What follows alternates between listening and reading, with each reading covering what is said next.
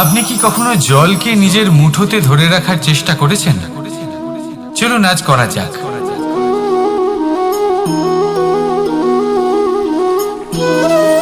যদি আপনি নিজের মুঠো জোরে বন্ধ করেন, জল ধরে রাখতে পারবেন না। যদি আপনি তাকে এমনি বইতে দেন,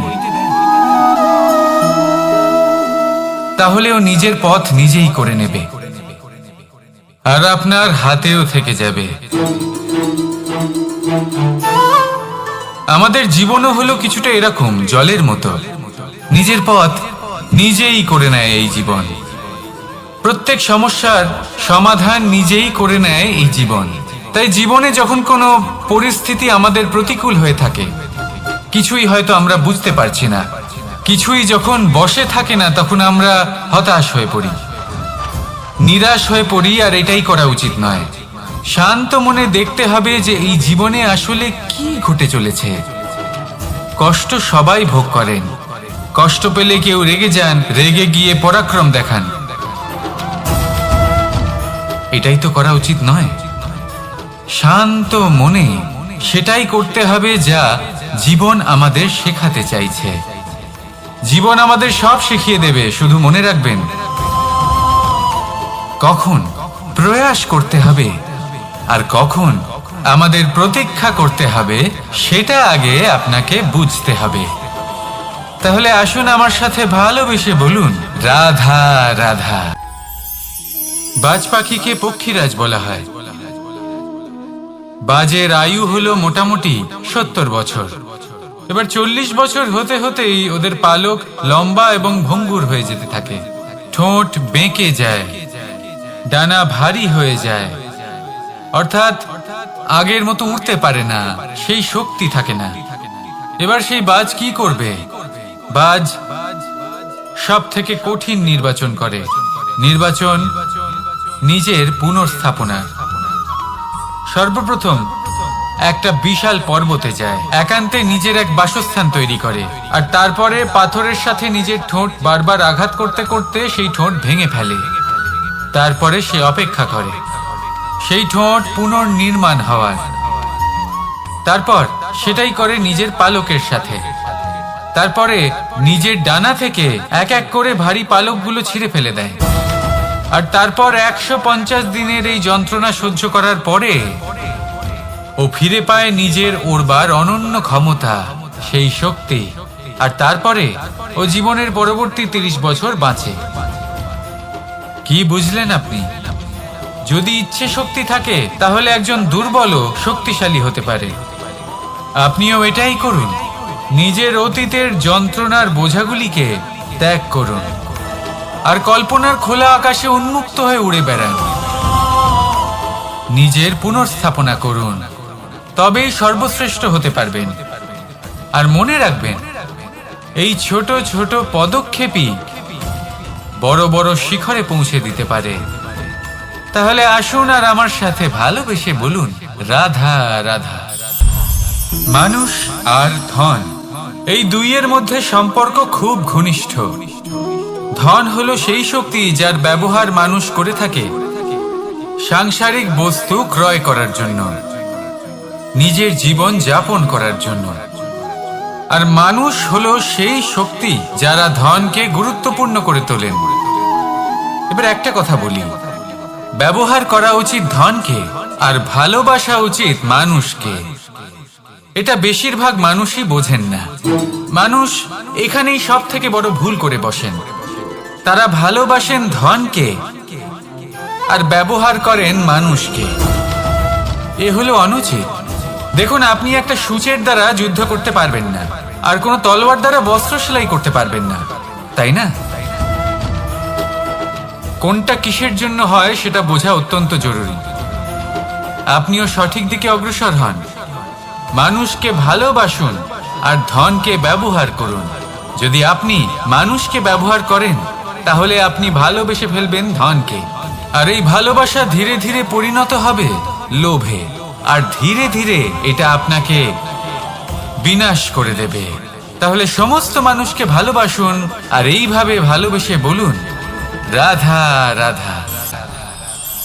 বল, শক্তি, পরাক্রম এই সংসারের বিকাশের মূল। কিন্তু কখনো ভেবেছেন যে প্রকৃতি আমাদের এই বল, শক্তি, পরাক্রম কেন দিয়েছেন? যাতে আমরা জীবনে কারোর উদ্ধার করতে পারি, কাউকে সাহায্য করতে পারি, কারোর জন্য ভালো কিছু করতে পারি, কোনো গরিব অসহায় মানুষের জন্য কিছু করতে পারি। এই বল, এই শক্তির সদ্ব্যবহার করতে পারি। কখনো দেখেছেন এমন মানুষ যার কাছে অসীম শক্তি আছে, কিন্তু তার সাথেই অসম্ভব অহংকারও রয়েছে, যিনি নিজেকে সর্বশ্রেষ্ঠ বলে মনে করেন, খারাপ কাজও করেন। আপনি দেখবেন প্রকৃতি এবং মানুষ তাকে ভাঙতে সর্বদা চেষ্টা করেন। মনে রাখবেন, যতই সুবিশাল পর্বত হোক না কেন, তা যদি পথে পড়ে তাকে ভেঙে পথ প্রশস্ত করা হয়। যদি আপনার কাছে বল থাকে, শক্তি থাকে, পরাক্রম থাকে, তাহলে তার সদ্ব্যবহার করুন, কাউকে সাহায্য করুন, কাউকে রক্ষা করুন। যদি আপনি আপনার শক্তির দুর্ব্যবহার করেন, তাহলে মনে রাখবেন আপনি নিজের বিনাশ নিজেই আমন্ত্রণ করছেন। এবার বল অর্জন করার পরে, শক্তি অর্জন করার পরে আপনি নিজেকে বিনাশ করতে চান নাকি এই সংসারের উদ্ধার করতে চান? সিদ্ধান্ত আপনার। রাধা রাধা। সাফল্য কে না চান? সাফল্য লাভ করার, শিখরে পৌঁছানোর আলাদাই একটা আনন্দ রয়েছে।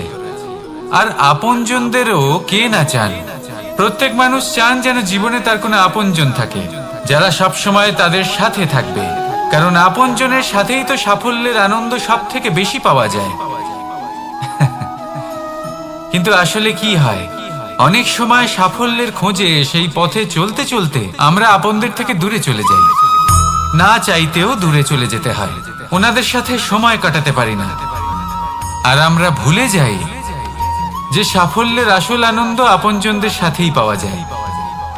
সফল হওয়ার পরে আপনদের সাথে দেখা হলে তাদের চোখে আমাদের জন্য যে আবেগ থাকে, যে সম্মান, যে প্রেম থাকে, সেটাই হলো আসল পুরস্কার।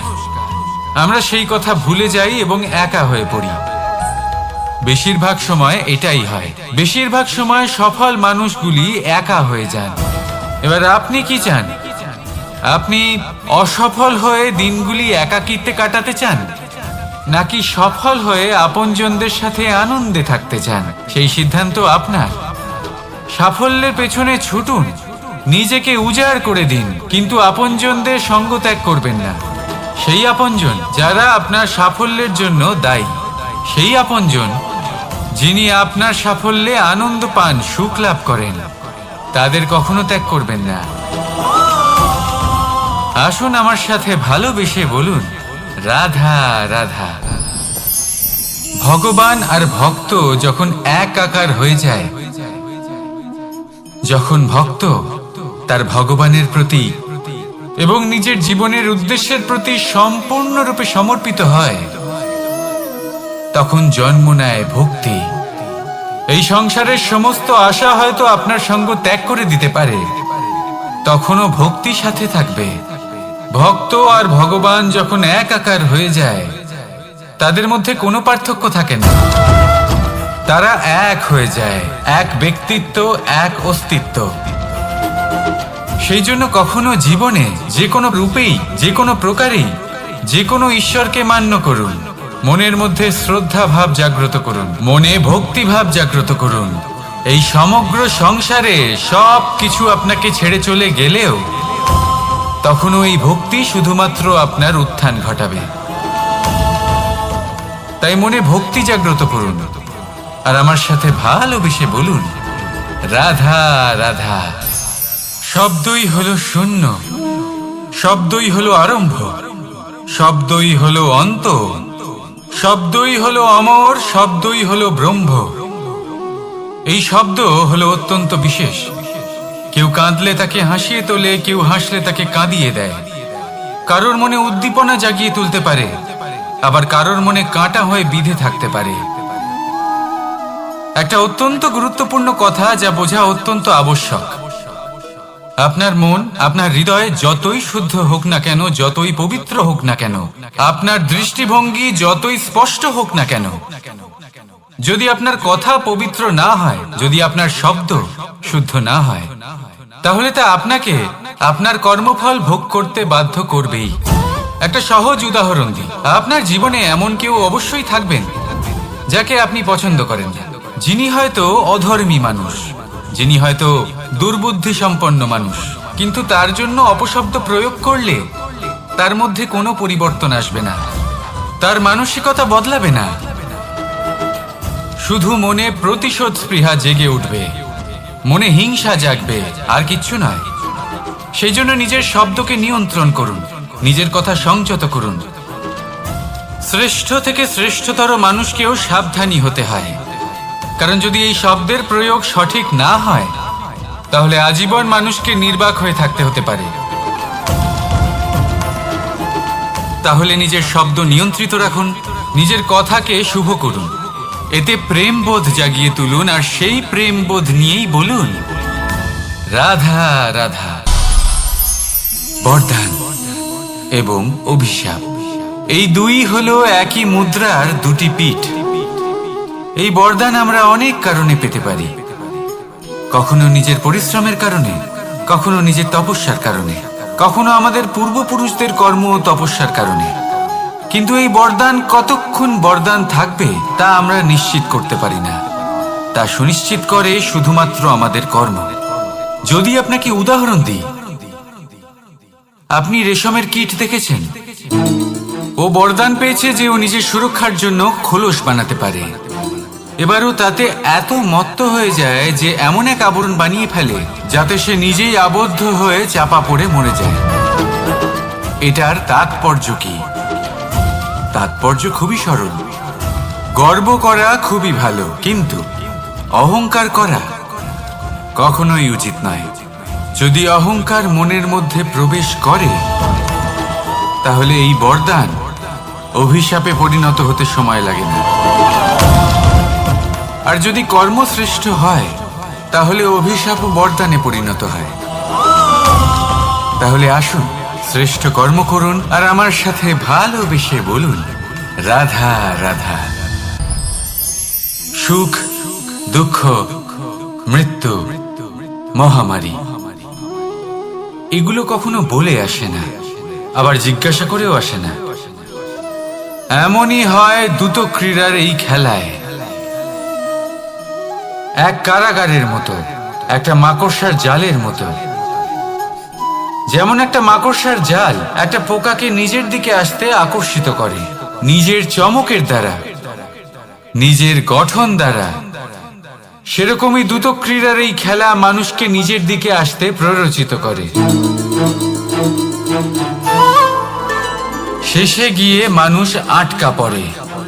পার্থক্য শুধু এটাই, যখন এক পোকা এই জালে জড়িয়ে পড়ে তখন সে তার প্রাণ হারায়। মানুষ যখন এই দ্রুত ক্রীড়ায় আকর্ষিত হয়, সে নিজের মান, নিজের ধন সব কিছু হারায়, নিজের বিবেক হারিয়ে ফেলে। কিন্তু আপনি আপনার বিবেক কখনোই হারাবেন না। যদি আপনার মনে লোভ চলে আসে, আপনি লোভী হয়ে ওঠেন। যদি আপনি দ্রুত ক্রীড়ার এই খেলায় আটকা পড়েন, তাহলে মনে রাখবেন, এই খেলা থেকে ফিরে আসা প্রায় অসম্ভবই বলা যায়।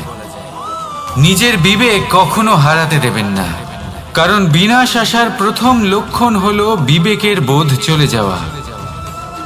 এই প্ররোচনায় কখনো পা দেবেন না। আর আমার সাথে ভালোবেসে বলুন রাধা রাধা। বিজয়, বিজয় লাভের জন্য মানুষ কি না করে থাকে, যে কোনো সম্ভাব্য প্রচেষ্টা করে। কিন্তু নিজের বিজয় লাভের জন্য বাজিতে যা ইচ্ছে তাই রেখে দেওয়া কি উচিত কাজ? কখনোই নয়। নিজের হারানো সম্মান, নিজের হারানো সম্পত্তি, নিজের হারানো অধিকার ফিরে পাওয়ার শুধু একটাই পথ রয়েছে, আর তা হলো পুরুষার্থ, দ্রুতক্রিয়া নয়। যে মানুষ নিজেই হেরে গেছে, নিজেই নিজের জয়লাভ করার জন্য অন্য কাউকে কিভাবে বাজিতে রাখতে পারে? এ হলো সম্পূর্ণরূপে অনুচিত। অনেক সময় অনেক ধন লাভ করার জন্য, অনেক সম্পত্তি লাভ করার জন্য আমরা নিজের আসল ধন, আমাদের আপনজন, তাদেরকে হারিয়ে ফেলতেও প্রস্তুত হয়ে যাই। এটা একেবারেই উচিত নয়। যত বড়ই সংকট আসুক না কেন, আমাদের আপনজনদের আমাদের সাথেই রাখা উচিত। নিজের বিজয়ের জন্য ওনাদের বাজি রাখা ঠিক নয়। এই ভুল কেউ একজন করেছেন, আপনি তা ভুলেও করবেন না। রাধা রাধা। নারী জন্মসূত্রে কারোর কন্যা, ধর্মসূত্রে কারোর পত্নী, আর কর্মসূত্রে কারোর মা। আমাদের মনে এই ছবি আঁকা রয়েছে একজন নারীকে নিয়ে, তাই না? একটা অতুলনীয় ভূমিকা রয়েছে নারীদের আমাদের জীবনে, আর নারী ছাড়া আমরা কিছুই নই। কিন্তু অধিকার, সেখানে আমরা একটা ভুল করে বসি। যখন নারী একজন কন্যা থাকে, যখন সে জন্ম নেয়, তখন তার ওপর অধিকার থাকে তার পিতার। আর তারপর যখন বিয়ে হয়ে যায়, তখন তার অস্তিত্বের উপর অধিকার থাকে তার স্বামী। আর যখন তিনি মা হন, তখন নিজেই তিনি জীবনের সমস্ত অধিকার দিয়ে দেন তার সন্তানকে। কিন্তু আমরা কি কখনো এটা ভেবেছি এই জীবন হলো তার নিজের? যে নারী সবার কল্যাণ করছেন, তার জীবনের অধিকারও তার কাছেই থাকা উচিত, তাই না? তার নিজের জীবনের সিদ্ধান্ত সে নিজেই নিতে পারেন, নিজেই নিজের ভাগ্যের রচয়িতা হতে পারেন। আর এর জন্য আমাদের নিজেদের পাল্টাতে হবে, দৃষ্টিভঙ্গি পাল্টাতে হবে। কারণ এই ধারণা সেটা আজ বা কালকের ব্যাপার নয়, এটা ঘটে চলেছে বহু বছর ধরে, আর চলতেই থাকবে যদি আমরা এটা না বদলাই। আর এটা তখনই সম্ভব হবে যখন আমরা নিজেদের মধ্যে পরিবর্তন আনব। তাই আজকের পর থেকে, এই মুহূর্ত থেকে, কোনো নারীর ওপর অকারণ অধিকার স্থাপনের আগে সহস্রবার ভেবে দেখবেন। কারণ যখন নারী নিজের অধিকার কেড়ে নিতে বাধ্য হবেন, তখন শুধু এবং শুধুমাত্র বিনাশই ঘটবে। রাধা রাধা।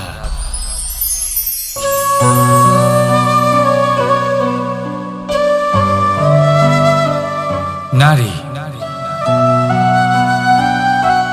পুরুষরা যাকে নাম দিয়েছেন ত্রিয়া, কেন দিয়েছেন, কে দিয়েছেন, কেউ তা জানে না। কথায় আছে, পুরুষরা ভাবেন যে ত্রিয়া, ভাবেন একরকম, বলেন অন্য কিছু, আর করেন অন্য কিছুই। কিন্তু সত্যিটা কি এটাই? আসল সত্যি হলো এটাই যে ত্রিয়া হলো সেই চরিত্রহীন পুরুষ, আর কেউ নয়। সেই পুরুষ যারা নারীকে বলেন যে আপনি হলেন মা, আপনি হলেন দেবী, আপনি হলেন বোন। আর ভাবেন কি? ভাবেন যে এই নারী হলো আমাদের পায়ের ধুলো, আর কিচ্ছু নয়। আর কি করেন? ওনাদের মাথায়, ওনাদের খোপায় মালা পরিয়ে দিয়ে ভাবেন যে ওনারা হলেন তাদের পায়ের ধুলোর সমান। একজন নারীর সম্মান ভঙ্গ করেন, তাদের দাসী মনে করেন। ভুলবেন না, যত্র নারীয়াস্ত পূজ্যন্তে রমন্তে তত্র দেবতা। অর্থাৎ যেখানে নারীকে পুজো করা হয়, সেখানে ঈশ্বর বাস করেন। আর যেখানে নারীকে অপমান করা হয়, সেখানে ঈশ্বর এবং ভাগ্য এই দুই রুষ্ট হয়।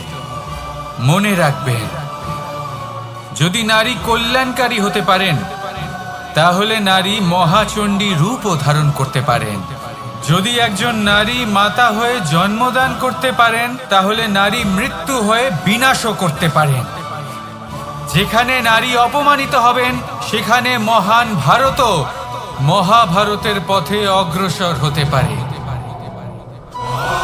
তাই মনে রাখবেন, নারীর অপমান যেন কখনোই না ঘটে। আর যদি কোথাও নারীর অপমান হয়, তার অর্থ হলো আপনার বিনাশ আপনার দিকেই আসছে। আর এটা হলো তার প্রথম পদক্ষেপের প্রথম পদধ্বনি। রাধা রাধা। যদি সন্তান কোনো দুষ্কর্ম করে তাহলে সেই অপরাধ শুধু কি সেই সন্তানের? না, যদি সন্তান দুষ্কর্ম করে তাহলে অপরাধী তার মাতা পিতাও, যারা পুত্রমোহর কারণে সেই অনুচিত কাজে তাকে বাধা দেননি। অপরাধী হলেন তার পিতামহ, যিনি নিজের কর্তব্যবোধের কারণে নিজের পরিবারের যত্ন নেননি, যিনি সন্তানকে কখনো শাস্তি দেননি। অপরাধী হলেন তার সেই গুরুও, যিনি নিজের শিষ্যের সেই দুষ্কর্ম দেখেও তাকে প্রতিহত করতে পারেননি। একজন হবু রাজার কর্তব্য হলো নিজের প্রজার কাছে সে যেন এক উদাহরণ প্রস্তুত করতে পারে, কিন্তু যদি এত অনুচিত উদাহরণ প্রস্তুত হয়ে থাকে তাহলে মা বাবার, বাড়ির বয়োজ্যেষ্ঠদের কর্তব্য হলো ওনারা যেন সেটা সেখানেই থামায়, হয় ভালোবেসে নয়তো শাস্তি দিয়ে। যদি না থামানো হয় তাহলে মহাভারত অবশ্যম্ভাবী। অনেক ব্যক্তির মনে একটা প্রশ্ন জাগে আমাকে আর রাধাকে নিয়ে। বলেন যে না আমি আর রাধা একসাথে থাকি, না আমাদের বিয়ে হয়েছে, আমি এখানে দ্বারকাতে ও ওখানে বর্ষণাতে, তাও এত ভালোবাসা কি করে? এ কেমন সম্পর্ক? আমি তাদের একটা সহজ কথা বলতে চাই। আপনি কখনো আয়নার দিকে দেখেছেন? নিজের দুই চোখের দিকে তাকিয়ে জিজ্ঞাসা করুন, এই দুই চোখ একসাথে কেন বন্ধ হয়, একসাথে কেন খোলে, একসাথে কেন ঘুমোয়, একসাথে কেন কাঁদে? আজীবন কোনো এক মানুষের সাথে সম্পর্ক রাখা অবশ্যই সম্ভব, তাদের সাথে দেখা না করে। আমার আর রাধার ভালোবাসাও কিছুটা এরকমই, আর কিছুটা এরকমই হয় ভালোবাসা দুই নয়নের মতো, যারা কখনোই মিলিত হবে না কিন্তু চিরকালের জন্য একসাথে জুড়ে থাকবে। এই অনুভূতি নিঃস্বার্থ হয়, আর এই নিঃস্বার্থ ভালোবাসা আপনাকে আনন্দের পথে অগ্রসর করে। জীবনে সবসময় নিঃস্বার্থভাবে ভালোবাসুন, শুধুমাত্র আনন্দই পাবেন। তাহলে আসুন আমার সাথে নিঃস্বার্থভাবে ভালোবেসে বলুন, রাধা রাধা। মানুষ, কোন ব্যক্তির নির্মাণ হয় কিভাবে?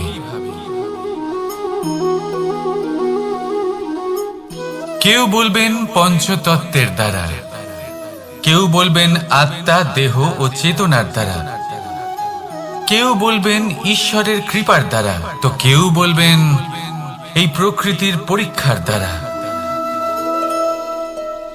না, মানুষের নির্মাণ হয়ে থাকে বিশ্বাস দ্বারা। ব্যক্তি তখনই গড়ে ওঠেন যখন ব্যক্তিত্ব থাকে, ঠিক কিনা? আর ব্যক্তিত্ব তখনই হবে আর সেরকমই হবে যেরকম বিশ্বাস আপনি নিজের উপরে রাখবেন। যদি আপনি মনে করেন আপনি বিষের ন্যায় হবেন তাহলে আপনি বিষাক্তই হবেন। যদি আপনি এটা মনে করেন যে আপনি অমৃতের ন্যায় হবেন তাহলে আপনি অমরই হয়ে যাবেন। যদি আপনি নিজের উপরে বিশ্বাস রাখেন যে আপনি সংসারের সব থেকে উঁচু পর্বতের শিখরে পৌঁছতে পারবেন তাহলে আপনি অবশ্যই পৌঁছবেন। যদি আপনার এরকম মনে হয় যে আপনি এরকম কখনো করতে পারবেন না তাহলে এরকম কখনোই হবে না। ভেবে দেখবেন, বিশ্বাসের মধ্যেই বিশ্ব বাস করে থাকে, তো আপনার অস্তিত্ব কেন করবে না? যেমন বিশ্বাস আপনি নিজের উপরে রাখবেন তেমনই আপনি হয়ে উঠবেন। সেই জন্য নিজের উপরে বিশ্বাস রাখুন, আর হ্যাঁ, ভালোবেসে বলুন রাধা।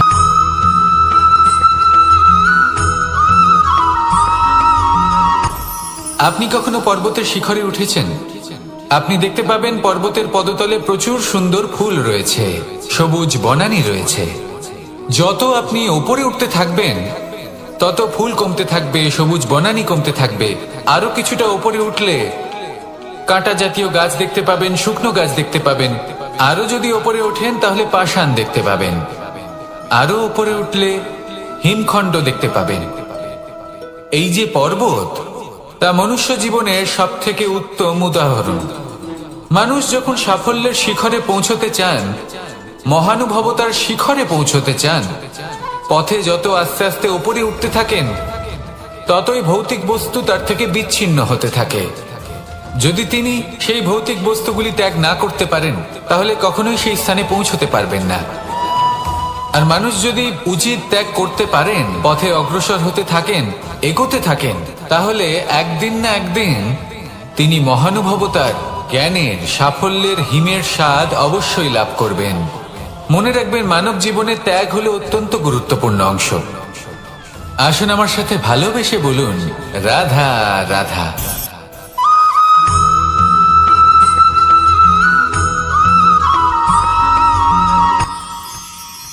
মানুষ তার জীবনে দুই ধরনের পরিস্থিতিকে খুব ভয় পায়। এক, কোনো কারণবশত কারোর সামনে নত হওয়া। দুই, কোনো কারণে নিজের চরিত্র থেকে, নিজের মূল্যবোধ থেকে বিচ্যুত হওয়া। এবার কেন হয় এরকম যে কথায় কথায় কারোর সামনে নত হতে হয়? কেন বারংবার নিজের চরিত্র থেকে চ্যুত হতে হয়? এরকম কেন হয়? এটা তখনই হয় যখন আমাদের শিক্ষা এবং মূল্যবোধের অভাব থাকে। যদি মানুষের মধ্যে প্রকৃত শিক্ষা থাকে, তাহলে এই সংসারে কোনো সময় এবং কারোর সামনেই নত হওয়ার কোনো প্রয়োজন নেই। যদি মানুষের মধ্যে মূল্যবোধ থাকে, তাহলে তাকে নিজের মূল্যবোধ বা চরিত্র থেকে বিচ্যুত হতে হয় না, তা সে যাই হয়ে যাক না কেন। কোনো বালককে যদি জন্ম থেকেই সুশিক্ষার অধিকারী করা হয়, শিক্ষিত করা হয়, মূল্যবোধের অধিকারী করা হয়, তবে সে এই সংসারে এমন কর্ম করবে যাতে সে নিজেকে, নিজের পরিবারকে, সমগ্র সমাজকে গর্বিত করতে পারে। শিক্ষা লাভ করুন, মূল্যবোধ লাভ করুন এবং আমার সাথে ভালোবেসে বলুন, রাধা রাধা।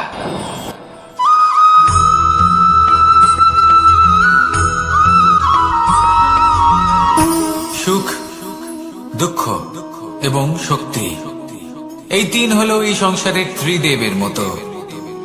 আমাদের জীবনে যা কিছু ঘটছে এই তিনটির ভিত্তির উপরেই হচ্ছে। আসলে এই সংসারের একটা নিয়ম আছে, যখনই আপনি কিছু লাভ করেন, এই সংসার আপনার পরীক্ষা নেয়। এটা জানার জন্য আপনার পরীক্ষা নেয় যে আপনি যা কিছুই লাভ করেছেন, আপনি কি আদৌ সেটার যোগ্য কিনা। ঠিক সেইভাবেই এই সুখ, দুঃখ এবং শক্তি আপনার পরীক্ষা নিয়ে থাকে। যখন সুখ আসে, তখন সে আপনার পরীক্ষা নেয় যে আপনার মধ্যে অহংবোধ জাগ্রত হয়নি তো। যদি অহংবোধ চলে আসে, তাহলে সুখ সেখানেই সঙ্গ ত্যাগ করে। দুঃখ আপনার ধৈর্যের পরীক্ষা নিতে থাকে, আর যদি আপনার মধ্যে ধৈর্য না থাকে, তাহলে এটা আপনাকে আরো বেশি দুঃখের গভীর অন্ধকারে ঠেলে দেবে। সেখানে শক্তি পরীক্ষা নেয় আপনার বিনম্রতার। যদি আপনি বিনম্র না হন, তাহলে হয় এই শক্তি আপনার সঙ্গ ত্যাগ করবে, নয় এই শক্তি বিনম্রতার অভাবে আপনার পতনের কারণ হতে পারে। এই সংসারে যে কোনো ব্যক্তি যিনি এই পরীক্ষায় উত্তীর্ণ হয়ে থাকেন, এই জীবনে তিনি সাফল্য লাভ করেন। আসুন আমার সাথে ভালোবেসে বলুন, রাধা রাধা।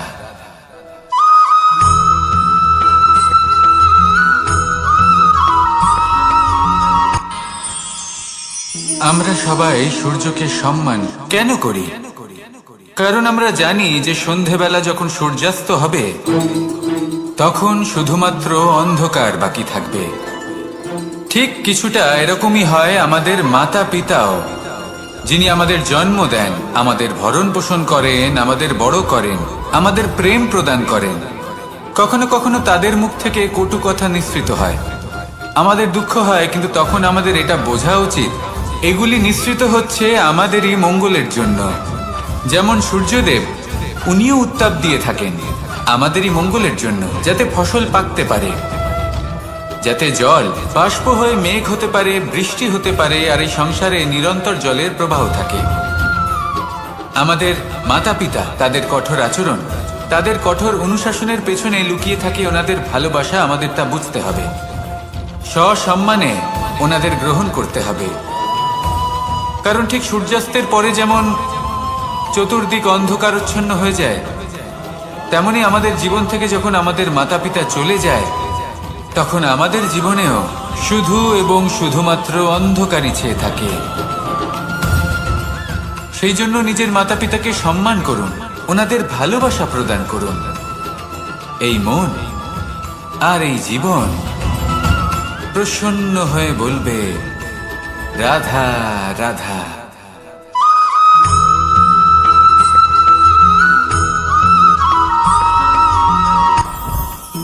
জীবনে কিছু শেখা অত্যন্ত গুরুত্বপূর্ণ। এবার কি কি শিখতে হবে সেই সব শেখানোর জন্য অনেক শিক্ষক রয়েছেন, কিন্তু কি শিখবেন না আর কি করবেন না, এটা আমাদের নিজের অভিজ্ঞতা দিয়ে শিখতে হয়। কিন্তু তার মানে এটা নয় যে যদি আপনাকে শিখতে হয় যে আগুনের তাপ কতটা, আপনাকে আগুনের মধ্যে হাত দিতে হবে। না, অন্য কারোর অভিজ্ঞতা দ্বারাও শিখতে পারেন।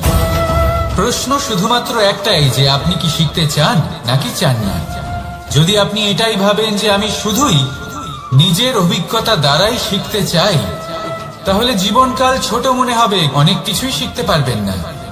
তাই নিজের সাথে সাথে বড়দের অভিজ্ঞতার দ্বারাও শেখা শুরু করে দিন। এই সংসারের অভিজ্ঞতা দ্বারা শিখতে শুরু করে দিন। আর এটা নিশ্চিত রূপে শেখা আবশ্যক যে কখন কি করবেন না, কোথায় থামতে হবে আর কোথায় থামবেন না। তাহলে আসুন আর আমার সাথে ভালোবেসে বলুন, রাধা রাধা।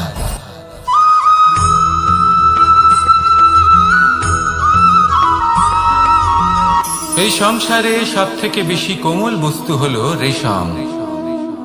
এই রেশম এতটাই কোমল হয় যে এর পুরো একটা থান শুধুমাত্র একটা হাতে ধরা সম্ভব। কখনো ভেবে দেখেছেন এই রেশম কিভাবে হয়? একটি কীট তার লালার দ্বারা উৎপন্ন হয়। এই কীট সেই রেশমকে পাক দিতে থাকে, পাক দিতেই থাকে, আর আস্তে আস্তে তার মধ্যেই জড়িয়ে পড়ে। শেষে ওর এই সুন্দর অমূল্য সৃষ্টি রেশমের এই সুতো, তার নির্মাণ কার্য পূর্ণ হয়। কিন্তু তাতেই ও নিজে বন্দী হয়ে যায়। নিজেরই মায়াজালের এই বন্দী গৃহে নিজেই ফেঁসে যায়। এবার এই সুতোকে ব্যবহারযোগ্য করে তোলার জন্য এই কীটগুলিকে এই কবচের সাথেই ফুটন্ত জলে ফেলে দেওয়া হয়। এই সংসারে যদি আমাদের স্বপ্ন এই সংসারের দুঃখ হরণ করার জন্য, এই সংসারে সুখ বিতরণ করার জন্য হয়, তবেই আমাদের প্রগতি সম্ভব। যদি আমাদের এই স্বপ্ন শুধুই আমাদের এবং আমাদের স্বার্থ সিদ্ধির জন্য হয়, তাহলে এই স্বপ্ন আমাদের অন্ধ করে দেবে, আমাদের অন্ধকারের পথে নিয়ে যাবে, আর আমরাও সেই কীটের মতো হয়ে যাব। নিজেদেরই মায়াজালে আমরা নিজেই ফেঁসে যাব। আর শেষে আমরা যদি কিছু লাভ করি, তা হবে একাকিত্ব, অন্ধকারময় মৃত্যু। তাই স্বপ্ন অবশ্যই দেখুন, কিন্তু এমন ভাবে স্বপ্ন দেখবেন না যে তার এই বন্দিগৃহে আপনি নিজেই ফেঁসে গেলেন। স্বপ্ন দেখুন পরোপকারে।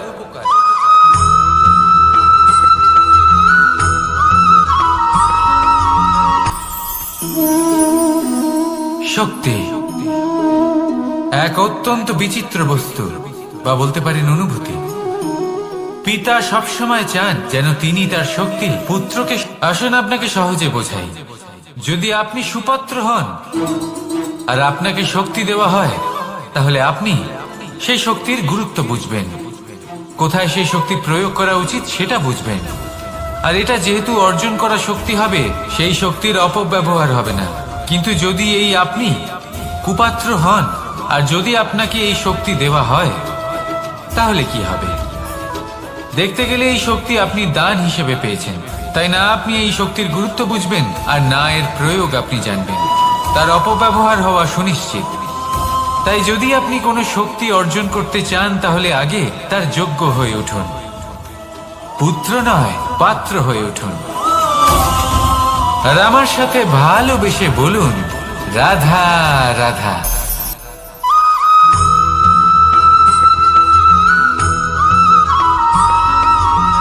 এই সংসারে প্রত্যেক মানুষ এটাই চান যে তিনি যেন ধনবান হন, আর্থিক অবস্থা তার ভালো থাকে, ওনার বাড়িতে লক্ষ্মীর আগমন হয়। কিন্তু সেটা হবে কি করে, সেটাই হলো প্রশ্ন। কেউ বলেন যে যদি পরিশ্রম করো তাহলে ধন অর্জন সম্ভব, কেউ বলেন যে যদি বিদ্যা লাভ হয় তবেই ধন অর্জন সম্ভব, কেউ বলেন যে যদি বলশালী হও তবেই সম্পন্ন থাকবে। ভালো কথা, যদি তাই হয়ে থাকে, তবে দিনমজুর সারা দিন পরিশ্রম করেন, তিনি কেন ধনী হন না? অনেকজন বিদ্বান মানুষ আছেন এই সংসারে, তারা কেন ধনবান হন না? অনেক সংখ্যক বলশালী ব্যক্তি আছেন, তাদের কাছে ধন নেই কেন? তাদের কেন ধনের অভাব হয়? আবার এমনও কিছু মানুষ আছেন যারা পরিশ্রম করেন, তারা দিনমজুর, কিন্তু তারা ধন অর্জন করতে পারেন। কিছু বিদ্বান ব্যক্তি আছেন যাদের কাছে অধিক মাত্রায় ধন রয়েছে। কয়েকজন বলশালী ব্যক্তি রয়েছেন যাদের কাছে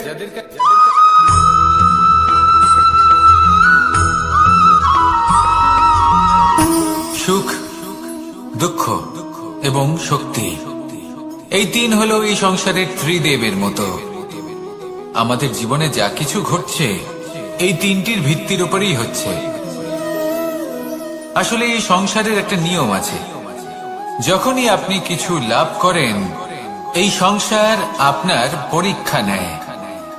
এটা জানার জন্য আপনার পরীক্ষা নেয় যে আপনি যা কিছুই লাভ করেছেন আপনি কি আদৌ সেটার যোগ্য কিনা।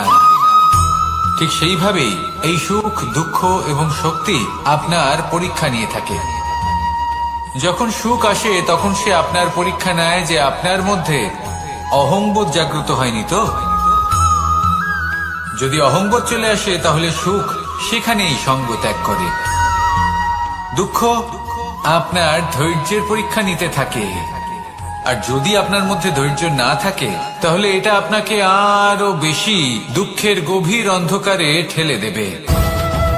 সেখানে শক্তি পরীক্ষা নেয় আপনার বিনম্রতার।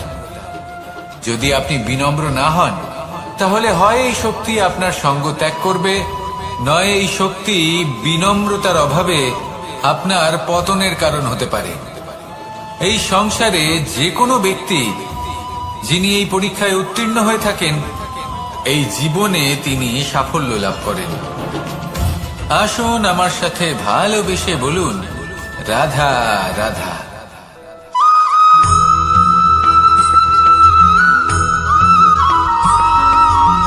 পঞ্চতত্ত্বের মধ্যে দ্বিতীয় তত্ত্ব হল ধরণী, ভূমি, যাকে আমরা ধরণী মাতা বলি। এই ধরণী ধৈর্য ধারণ করে, আর এর ওপরেই আমাদের সমগ্র সংসার নির্ভরশীল।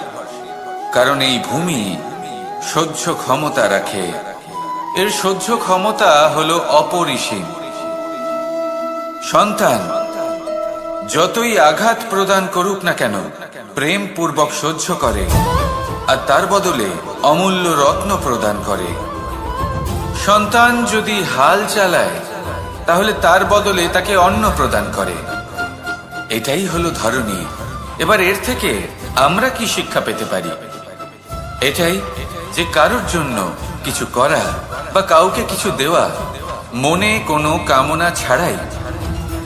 আর এই কথাটা বুঝে যান, যদি কারোর জন্য কামনা না রেখে বা কোনো পাওয়ার আশা না রেখে কারোর জন্য কিছু করেন বা কারোকে কিছু দেন, যদি এটা আপনি শিখতে পারেন তবে আপনি ভালোবাসতে শিখে গেছেন। আর সেই জন্যই এই ধরিত্রীকে মাতা বলা হয়। কারণ মাতা শুধু উনি নন যিনি গর্ভে সন্তানকে ধারণ করেন, মাতা তো উনিও যিনি জীবন বাঁচতে শেখান, যিনি জীবন বাঁচার উদাহরণ প্রদান করেন। তাহলে ধরণীর থেকে এই নিঃস্বার্থ ভাব শিখুন, নিঃস্বার্থ ভালোবাসা শিখুন, আর এই ভালোবাসার সাথেই বলুন, রাধা রাধা।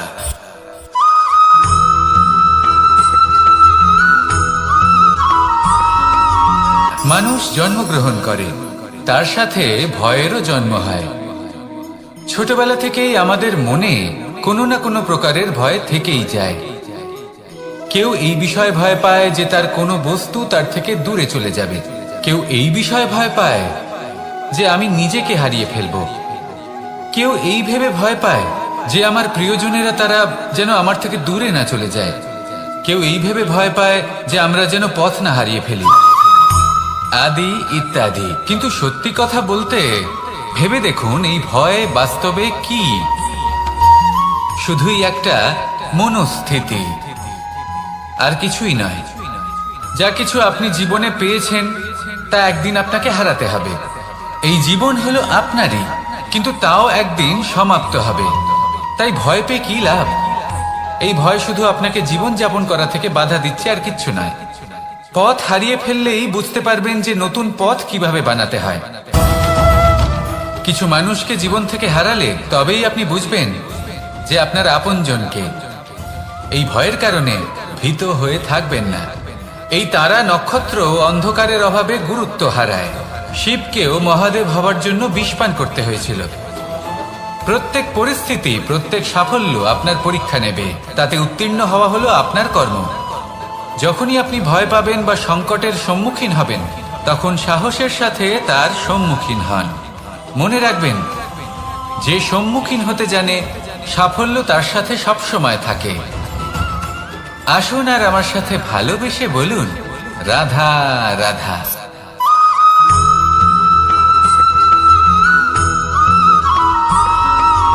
জীবনে অগ্রসর হওয়ার জন্য আমাদের কাকে প্রয়োজন হয়? মাতা পিতা, বন্ধু, প্রেম, সাহায্য, অর্থ, পরিশ্রম, আশা। ভিন্ন ভিন্ন মানুষ ভিন্ন ভিন্ন বিকল্প চয়ন করে। যদি আমি আপনাকে বলি, তাহলে জয় আর পরাজয়ের মন্ত্র দুটো শব্দের উপর নির্ভর করে, মেনে নেওয়া আর দৃঢ় হওয়া। যদি মেনে নেন তাহলে হেরে যাবেন, যদি দৃঢ় হন তাহলে নিশ্চিত রূপে জয়ী হবেন। যদি কখনো আপনি ক্লান্ত হয়ে ওঠেন, আপনি দুঃখী হন, পুরোপুরি ভেঙে পড়েছেন, তখন মেনে নেবেন না যে আপনি ভেঙে পড়েছেন, নয়তো হেরে যাবেন। তখন উল্টে স্থির করবেন যে যাই হয়ে যাক না কেন, আমি জয়ী হবই।